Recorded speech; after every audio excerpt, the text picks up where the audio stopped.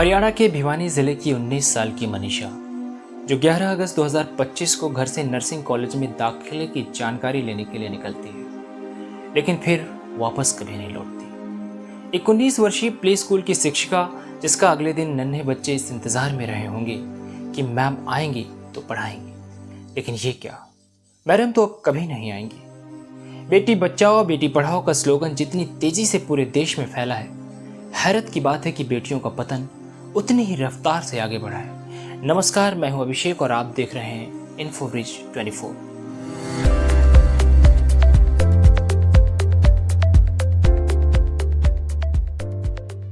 दोस्तों, कहने को आज हम भले ही दुनिया की चौथी सबसे बड़ी अर्थव्यवस्था बन गए हों, लेकिन सच ये है कि आज भी पढ़ाई के लिए छात्रों को, लड़कियों को सैकड़ों किलोमीटर घर से दूर बाहर निकलना पड़ता है और इस बीच उन्हें न जाने कितने दर्द और यातनाएं सहनी पड़ती हैं।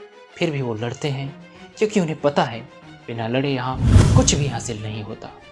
कहने को तो हम विश्व गुरु बन गए, लेकिन विश्व गुरुओं के देश में एक ऐसा समाज जो क्रूरता और अत्याचार की नींव तले सभ्य समाज, सशक्त समाज और संप्रभु समाज बनने का दंभ रच रहा है। जिस देश में बेटियां सुरक्षित ना हो, उन्हें आगे बढ़ने और बोलने की आज़ादी ना हो, वो कैसा देश और कैसा समाज। हरियाणा के भिवानी की शिक्षिका मनीषा की बर्बर हत्या और उसकी जांच में हुए तमाम फेरबदल की कहानी ये बताती है कि शासन प्रशासन से लेकर किसी को भी इस बात का कोई फर्क नहीं पड़ता कि किसी को जान से मार दिया जाए या किसी के साथ ब्रूटल रेप हो जाए या फिर किसी की बेटी छीन ली जाए। मनीषा हत्याकांड ऐसा ही एक मामला जिसमें तमाम औपचारिकताओं को पूरा करने के बाद प्रशासन उस पर पर्दा डालने की कोशिश करता रहा।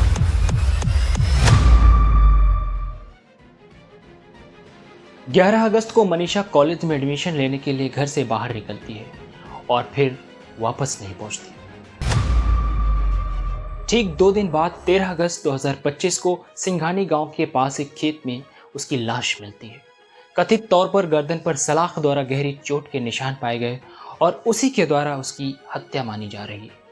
पहले पुलिस ने इसे आत्महत्या बताया और फिर कहा कि मनीषा संभवतः पेस्टिसाइड यानी कीटनाशक लेकर बाहर गई थी और उसको खाने की वजह से ही उसकी मौत हुई है। इस पूरे मामले की जांच कई इकाइयों में की गई। भिवानी की सिविल अस्पताल में हुए पोस्टमार्टम इस बात की पुष्टि होती है कि मनीषा की हत्या किसी धारदार हथियार से की गई है, लेकिन 15 अगस्त को पीजीआई रोहतक से दोबारा पोस्टमार्टम कराया जाता है और रिपोर्ट ये सामने निकल कर आती है कि मनीषा की मौत पेस्टिसाइड खाने से हुई है। और बाद में पुलिस इस बात का दावा भी करने लगती है कि डेड बॉडी के पास एक सुसाइड नोट भी मिला है।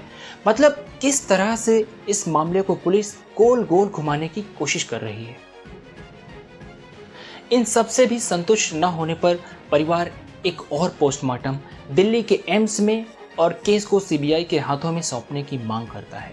इस तरह से मनीषा मर्डर केस में एक नहीं बल्कि 3 बार पोस्टमार्टम होते हैं।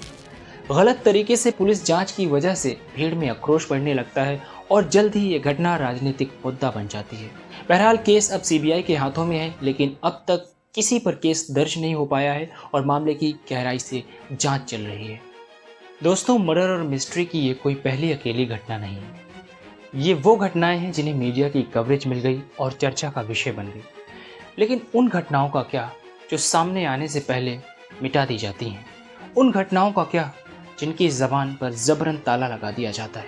और उन जिंदगियों का क्या जो अपनों के न्याय की गुहार लगाते लगाते दम तोड़ देती हैं?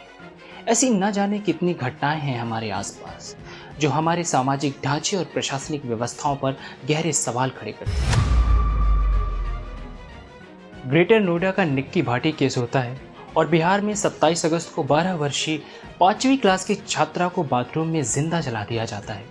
27 अगस्त को प्रयागराज में ऐसी ही एक सनसनीखेज घटना को अंजाम दिया जाता है, जिसमें सदियापुर करेली के 11 वर्ष के छात्र पीयूष उर्फ यश को उसके ही दादा ने हत्या कर शरीर के 6 टुकड़े कर शव को नैनी इंडस्ट्रियल एरिया के अलग अलग जगहों पर ठिकाने लगा दिया।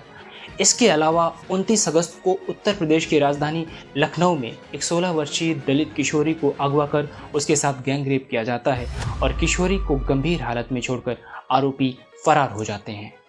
हरियाणा गुरुग्राम में 12 जून को 25 वर्षीय जूनियर इंटरनेशनल टेनिस खिलाड़ी और कोच राधिका यादव की हत्या उसके अपने ही पिता ने गोली मारकर कर दी। पुलिस की शुरुआती जांच में सामने आता है कि राधिका टेनिस एकेडमी चलाती थी, उससे अच्छी खासी कमाई भी हो रही थी। कथित तौर पर उसके पिता को लोग ताने मारते थे कि बेटी की कमाई खा रहा है। इससे वो नाराज था। सोचिए कैसा बाप था वो। जहां हर पिता ये चाहता है कि उसके बच्चे नए भविष्य की नई इबारत गढ़ें, वहीं राधा का पिता के नाम पर एक कलंक साबित हुआ। दोस्तों, घटनाएं इतनी हैं जिन्हें शायद मैं गिनाते गिनाते थक जाऊंगा और आप सुनते सुनते।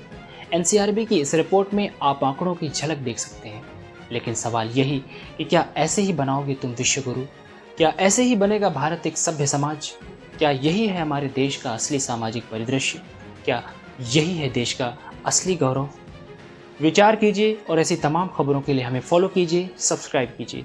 नमस्कार।